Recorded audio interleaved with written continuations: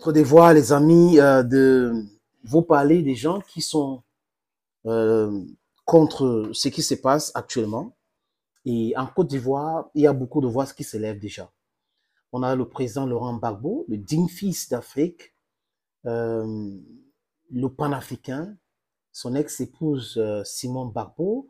On a Guillaume Soro qui a ajouté sa voix. On a Blé Goudé Charles. On a la jeunesse ivoirienne qui se mobilise déjà sur les réseaux sociaux, dans des amphis, des universités. C'est une bonne chose. Et cette politicienne était très proche au feu président Henri Konan Bédié, qui avait été chassé du pouvoir par un coup d'État orchestré par Robert Gueye et soutenu par Alassane Dramane Ouattara. C'est très important de le dire. Les vidéos sont là, les archives sont là. Ils ne peuvent plus continuer à démentir parce que ces vidéos existent. Tidjane Thiam, c'est son nom. Il est opposant aujourd'hui. Il a été ministre sur Henri Konan Bédié et il fait partie des gens qui ont suivi ce coup d'État de 99. Et il donne son avis par rapport à tout ce qui se passe au Niger aujourd'hui. Il dit de façon claire, il est contre les coups d'État. Mais seulement, il faut qu'on cherche à savoir les causes de ces coups d'État-là.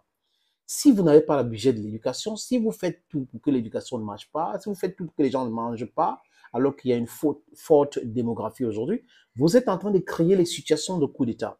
Voilà, donc il faut vraiment aller regarder les causes de ce coup d'État, régler ce cause-là, avant de parler de toute autre chose, chers amis, chers peuples africains.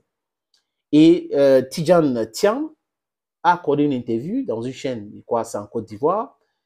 La teneur de ce qu'il disait, ou ce qu'il a dit, parce que je vous propose cela maintenant, c'est dans cet extrait. Écoutez. Thiam, vous dites que par principe, vous condamnez les coups d'État, vous avez dénoncé et condamné celui de 1999, qui a renversé le président Henri Konan Bédié, dont vous étiez l'un des ministres. Aujourd'hui, dans la sous-région ouest africaine, c'est une zone qui est en proie, évidemment, à plusieurs putschs.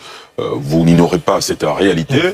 Hier, la Guinée, le Mali, le Burkina. Aujourd'hui, la question d'actualité principale, c'est le Niger, un pays qui a connu une élection présidentielle il y a 2 ans. 2 ans après, les militaires ont décidé de monter au créneau pour prendre le pouvoir. Le président Mohamed Bazoum n'est plus en fonction, en tout cas, depuis quelques semaines.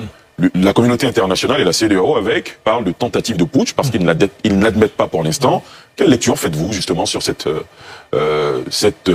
contagion, j'ai envie de dire, de coup d'État dans notre région ouest-africaine? C'est une situation très complexe et difficile. Plutôt que de commenter une situation individuelle, je vais essayer de prendre un peu de recul. Au fond, ce qui compte, c'est vraiment que les conditions de vie des populations s'améliorent. Et que si on ne peut pas faire cela, à ce moment-là, il y a des risques de coup d'État et de violence. Oui. Moi, j'avais fait un rapport sur les perspectives démographiques de la Côte d'Ivoire en 98, où un des scénarios centraux, c'était un coup d'État. En 88, vous dites? 98. Parce que c'était prévisible. Il y avait des difficultés, en particulier au niveau de l'éducation. Le fait qu'il y avait une croissance démographique très importante, que les premiers programmes d'ajustement structurel imposés par le FMI en 80, en Côte d'Ivoire était un des premiers pays d'Afrique subsaharienne sous ajustement structurel, ont conduit à fermeture des internats, l'interdiction de la construction de lycées par l'État et un abaissement drastique des dépenses d'éducation de l'État. Or, c'était l'État qui finançait l'essentiel des dépenses. Et on était arrivé à une situation en 98 où, à l'âge au CM2, seulement 10% des gosses pouvaient continuer leurs études. Donc, si vous mettez à la rue 90% des enfants, vous avez un problème. Bon. Donc, ces problèmes de démographie et d'opportunité vous rattrapent d'une manière ou d'une autre. Et le soldat qui m'avait arrêté au coup d'État était tellement jeune que je lui ai dit: tu as quel âge? Il m'a dit 17 ans, monsieur le ministre. Bon. Donc, tout ça est lié. À la fin, ce qui compte, c'est d'assurer le progrès des populations. Bon, et la Côte d'Ivoire a quand même une longue histoire de progrès économique. Je veux le dire ici parce que je sois clair. Moi, j'ai des amis partout. Il faut que chaque génération ajoute à celle qui la précède. Donc moi, je pense que sous le président Bédié, il y a beaucoup de bonnes choses faites. Sous le président Ouattara, il y a aussi beaucoup de bonnes choses faites. Et il faut que ceux qui viennent à chaque fois construisent, amplifient ce qui est bien, plutôt que d'être dans une logique négative et de destruction. Et ça aussi, c'est important, que les relations politiques soient apaisées.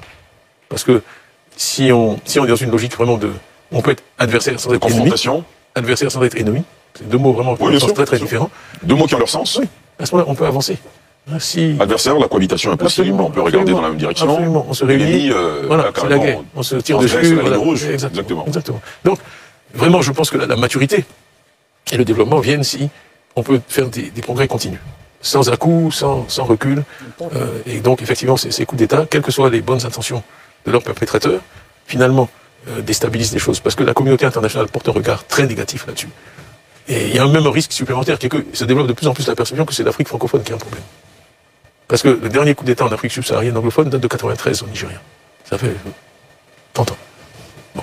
Quand on entend des coups d'État, c'est toujours Guinée, Mali. Et donc, quand les investisseurs internationaux regardent ça, ils disent mais il y a un problème en Afrique francophone. Donc c'est important de gérer ces situations de façon aussi non conflictuelle que possible. Et puis, vraiment d'arriver à une espèce de maturité qui fait qu'on peut avoir une démocratie apaisée. Vous savez, c'est... Voilà, c'est Tidiane Thiam, politicien ivoirien, qui veut être président parce qu'il va aller aux élections. Je ne sais pas si c'est le parti de Feu Henri Konan Bédié, mais il a dit des choses tellement intelligentes, des choses intéressantes aussi dans cet entretien. C'est juste quelques minutes, mais c'est très important de le suivre, de comprendre qu'en Afrique aujourd'hui, nous avons des personnes qui ne veulent plus que l'Afrique soit manipulée.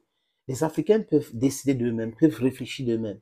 Que l'Occident arrête de penser que les Africains sont toujours manipulés, que parce que les Africains veulent se libérer, c'est quelqu'un derrière pour les manipuler. Qui est celui-là qui peut accepter être riche et vivre toujours dans la pauvreté? Qui peut accepter cet état de choses? Si vous pouvez accepter, la jeunesse africaine d'aujourd'hui dit non. Nous disons non à cela. Nous voulons notre liberté totale, monétaire, alimentaire, énergétique, médiatique, avant de nous concentrer sur ce qui concerne les élites là. Parce que c'est pour les élites, on a exécutif, on a législatif, on a judiciaire, ce sont les pouvoirs qui concernent les élites. Mais le peuple qui est souverain a besoin d'un pouvoir médiatique, a besoin d'un pouvoir alimentaire, a besoin d'un pouvoir, éducatif, a besoin d'un pouvoir monétaire. Thank you friends for watching this video on this platform. Stay blessed and bye-bye.